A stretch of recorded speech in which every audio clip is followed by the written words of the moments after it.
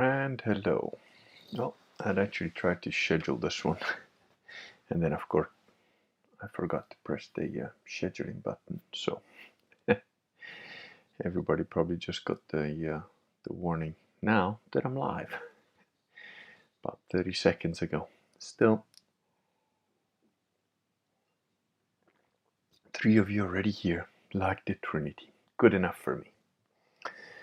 So today's stream is going to be about the 3 stages of really anything to do with farm work. Good afternoon, Mr. Becker. Or anything to do with any trade. Any tradesman will be able to appreciate this. And also hypnosis. The process of hypnosis is in this.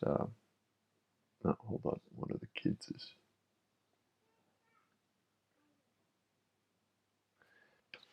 Give me a second. I'll be right back.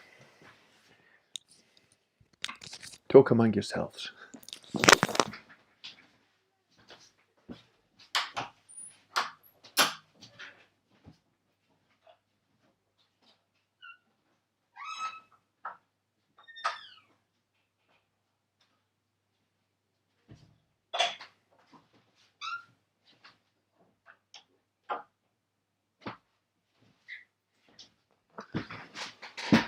There. 1, 2, or 3 of the kids are all up. So, all right. Still only 3 of you, but here I am. Okay, hopefully video's good. 5, okay, numbers going up. Where was I? Right. So I said today's stream is going to be about the 3 cardinal rules of anything to do with farming. Anything to do with if you're a tradesman, like somebody that works with his hands, that works outside, that works in construction, like physically doing work. And also with hypnosis, same thing. And they're very simple rules, but ignoring them will cause you no end of pain and trouble and half-assed work. Now, I've always done this correctly in the fields that I worked in, but when it comes to pretty much anything that I'm new at, I will just run at it. Like as you can tell, behind me there's a bunch of files and stuff still not put away. And the 3 rules are very simple rules, but you have to do them if you don't want to end up in a bad place. The first rule is preparation. Prepare. The reason I mention hypnosis is because I was thinking about it today. We're putting on a roof on a little outside sort of shack type tool shed area that was already there but didn't have a roof, so we'd like putting the roof on with these odds and ends. And I just thought, okay, we've got like 5 of these pieces, they'll do half the roof, and then we've got 5 of these other pieces and we'll do that.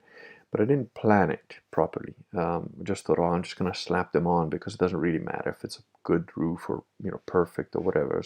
It looks a hell of a lot better than it did, and it'll work. It'll do the job. But if I'd thought about it a little bit more, I would have planned it a little better and put the bottom parts of the roof first and then work my way up. Instead, I worked all my way up on the one side that's visible, gone through the top, and now I'm going to have to come down from the other side. It doesn't quite work. It's going to be a bit more difficult to do that. And I was thinking about, I always do that stupid thing. I just start something because I just want to get it done, and then I didn't plan it properly, so I still get through to the end and maybe a little bit quicker, but I can see as I'm going along, I could have done this better. And it's kind of a learning process because you will just start, if you don't start to do something just because you don't know all the steps, you'll never get anywhere. And there's so much stuff to do here every day that it's just, endless. But the first step is you got to prepare. The second step, execution. And the third step, cleaning up. And again, it's the same in hypnosis. And the reason I mention it is because I've had a couple of new clients And the sessions are going really well. I'm actually very impressed with how effective doing hypnosis via Skype is. I've always tried to avoid doing it, and it's just because of the location that I'm in now, and situation that people are in. It's just I thought, well, I'll give it a try, and I halved my rates. I'll charge like £50 an hour instead of the usual 100, just to see how it goes. And so because of that, probably like quite a few people like took me up on it, and it's going really, really well. It's actually really good.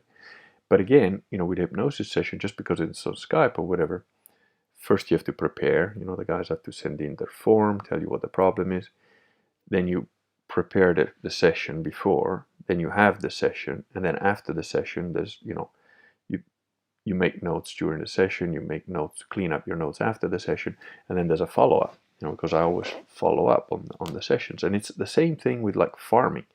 You got to think about what you want to do, prepare what you're going to do, get the right tools out, get the right equipment, realize what time you're going to start so that you can finish all time, allow for other things to happen, because other things invariably happen. And then when you're finished, the cleaning up process. Put all your tools away, clean everything, blah, blah, blah. I'm really pretty good about the cleaning up part, and I'm pretty good about the execution part. But sometimes, the planning. Oh, there's a train there. Oh, just run at it. Use your face, to block it. It'll be fine. That's kind of my approach to life. So it's a very important concept, that. And it starts to become, it's quite beautiful in a way, the life of the gentleman farmer. I'm not a farmer by constitution, let's say. Shape of my soul is not that of a farmer. I'm clearly like a, warlord material. I'd be fine in the feudal system as long as I was one of the barons, But we now have like 2 crusaders here, like acting as serfs. And man, when I had my most loyal henchman, we'll call him Scout, and we'll call the other guy Cleric. Yeah, I'm just going to give them nicknames based on Dungeons and Dragons or something like that. So the Scout class, just for those of you who don't know, of course, we're only talking, if we're talking Dungeons and Dragons, we're only talking, there you go, this book, the Rules Cyclopedia. Hold on.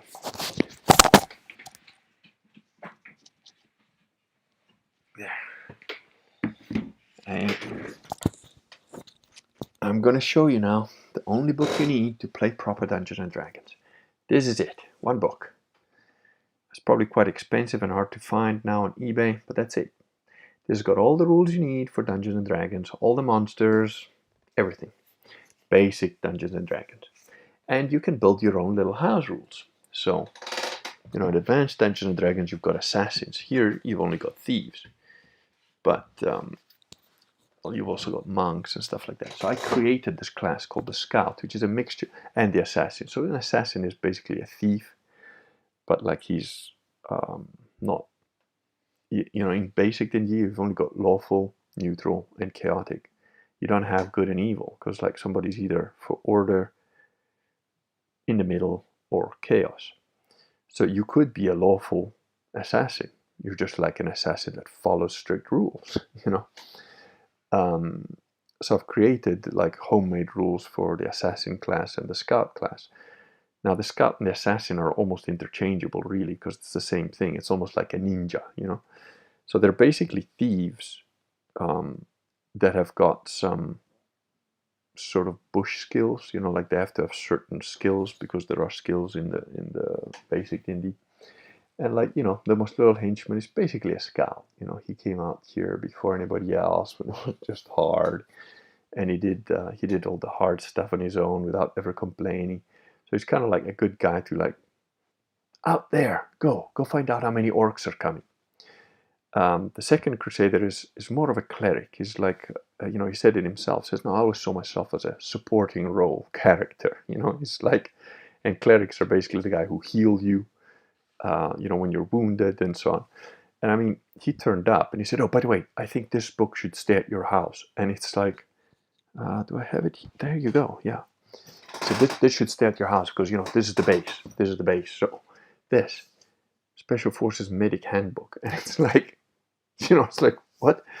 And then he's got another like survival book that's got a bunch of references and a bunch of lists of items, And he said, oh, look, the actual book, it's Piero San Giorgio's book, Survival or something. And actually, it's a couple of people that have read it have told me about it. And he said, look, everything that's in the book, you probably don't need to read because you know all that stuff already. But it's got like some really good lists at the back. And he was showing me, so he's like and he's, more devout in terms of his prayer times and so on, like than I am. So it's like, that's the cleric. Anyway, between the scout and the cleric, then there's the wizard, who's like a little bit further away, but he does all the IT black magic stuff. And it's they together, and I mean the cleric dude, he's a machine. He just goes, hello LS16 and Chad, and they mowed down like this whole area of like brambles that is, I should take a picture to show you guys. It's unbelievable. Blue collar Dave, he'll tell you, if he's a tradesman, those are the 3 rules: prepare, execute, clean up. And they went at these brambles with like a little trimmer that you can put like a whipcord type thing, or you can put an actual saw blade.